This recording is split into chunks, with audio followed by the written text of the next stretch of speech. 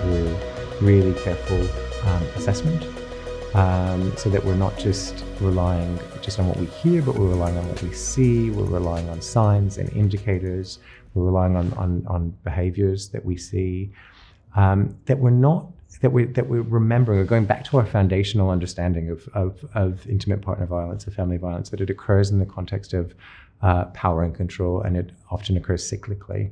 Finally, in identifying who a person's victims experience, look for their own story of resistance to the violence, rather than the actual violence being an act towards the other person to gain something.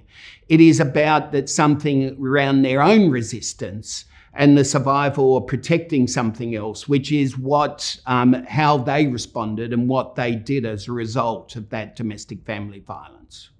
We've recently completed 2 programs at ACON for people who are concerned about their behaviours in relationships. And I think it's really telling that, it's small numbers, I appreciate, but I think it is really telling that both those groups were entirely self-referred. So we put some communication out there to community, and people stepped forward, people self-referred, people identified that. So I think that really speaks to the fact that there's an appetite in the community for more conversation and more support in this space. So I'm hoping, I'm feeling that the landscape is really possibly changing in terms of awareness and recognition.